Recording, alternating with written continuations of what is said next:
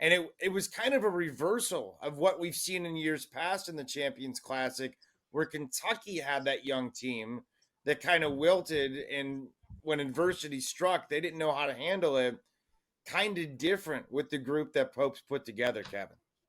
Yeah, they've got a group of guys that have been through a lot of wars. Maybe not together, but Lamont Butler's playing a lot of big games. Jackson Robinson was going through the Big 12 last year. Andrew Carr went through disappointment in the ACC when Wake Forest was rolling towards the NCAA tournament and fell apart late, right? Like, these guys have done it. And look, I think Mark Pope deserves a ton of credit for building culture, but I think McCall can attest to this. You also have to recruit culture, and I think he recruited culture guys, 1,000%.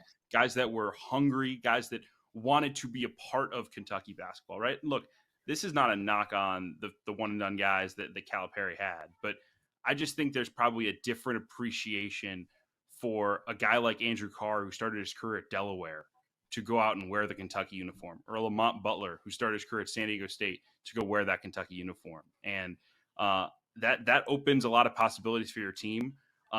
Look, this team started 5 transfers yesterday. Only one of them was the leading scorer on his team last year, and they just went out and beat a Duke team that has 3 top 10 picks. Right? Like, this wasn't a talent off. This was the whole being greater than the sum of the parts, and that's what led Kentucky to a monster victory yesterday.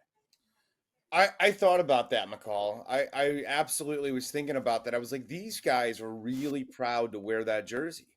I mean, this is not a group of dudes that are thinking about, okay, Kentucky's just a stopover. I'm going to the NBA. Cal's told me as much. He said, like, this is one of those places that we're going to get you ready for the NBA. We take pride in that. We want to get guys to the next level. To me, that's a bunch of guys that's like, hey, I'm at Kentucky. I'm at Rupp Arena and McCall. I think that you could see it in the fan base. There's an appreciation for what's going on.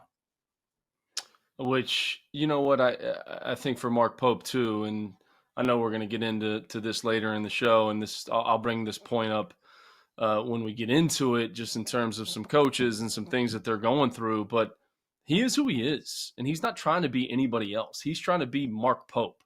And that's the culture that he's creating, and his players are buying into it. He's not making it about himself.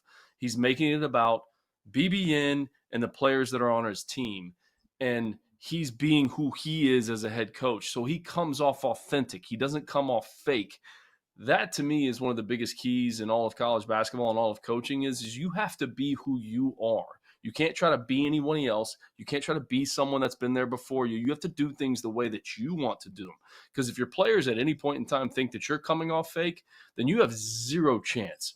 And that's something that I think that he's doing an unbelievable job with those players. They're buying in. I know it's early, and we don't want to overreact. And we all in the media, now that I'm in the media space, we tend to overreact early in the season. But it was impressive to see. And look, Duke played well. Cooper Flagg's terrific. Number 1 pick in the draft, no question about it. Let's not discount what John Scheyer is doing with that program. I mean, probably the most feared recruiter in all of college basketball right now. It seems like every top 10 player in the entire country just says, I'm going to Duke. That's what Shire is creating, and they're essentially 1 possession away from winning that basketball game last night. But it's as a guy that is an alum of the University of Florida, and Kentucky was our rival, it's fun to watch. And when you see what Mark Pope's doing, you find yourself deep down like, man, that's just, I'm kind of rooting for the guy. I'm kind of rooting for this team because they have a style, they have a system. The floor is spaced.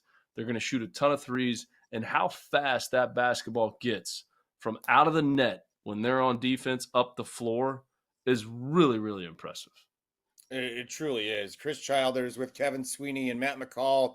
So the question is this: Kentucky was picked 8th in the preseason polls going into the season. So if you go back to media days, you go back to the event they had in Birmingham, not a lot of expectation. There was no John Calipari walking through the door for Kentucky. He was there, but he was certainly representing a different group this time.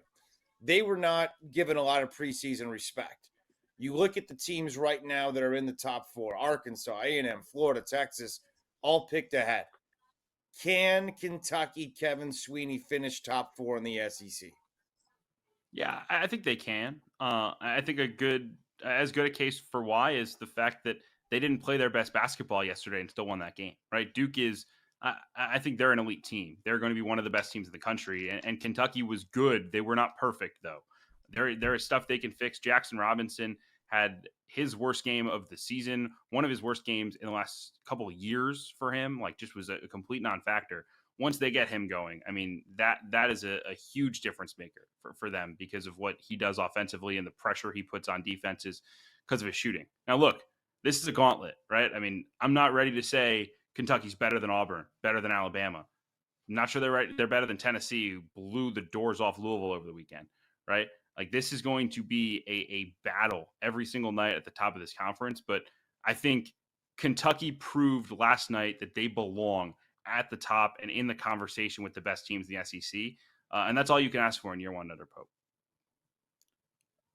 I think it gave everybody a comfort that the hire was good, that, we're all good, that, certainly, Pope was a risky hire, maybe not the sexiest hire, but he was one of their own. And I think when you have a debut like that on a neutral floor against Duke and you're playing somebody like Cooper Flagg, there's a value to that. There's a value for everybody to get on board, whether it's the collective, whether it's whatever. I mean, I think certainly that there's a lot to that. So here's my question for you. Now that we look at Mark Pope and Kentucky, we have a little sample size. We've seen what John Scheyer has done at Duke. I think we all think that program's in good shape. Matt, who's the best positioned in your opinion of those two, of Kentucky and Duke for the next 5 years? Childers, that's a challenging question, to say the least. The only thing I will say is I would give the nod to Mark Pope because he's in year 10 as a head coach. I mean, John Scheyer, this is his third year as a head coach and taking over for arguably the best coach ever in college basketball, and has done an amazing job, but still trying to grow, figure out who he is. I said it earlier, I think he's the most feared recruiter out there. Nobody's doing a better job in recruiting than him and his staff. But I think, like I said, talked about Mark Pope earlier, I think he's doing it his way. He's not trying to be Mike Krzyzewski. He's trying to be John Scheyer. He's trying to do things his way. But I would just give a slight nod to Pope just because he has 7 years of head coaching experience ahead of him. But both programs are headed in the right direction. Look, the expectations on both of them are through the roof. It's not to win 20 games. It's not to win a conference championship. It's to get to a Final Four and win a national championship. And, for a young head coach dealing with that, I think Shire's done an unbelievable job, but I just give a slight edge to Pope just because he's got 7+ years experience on him being a head coach. That's the only reason.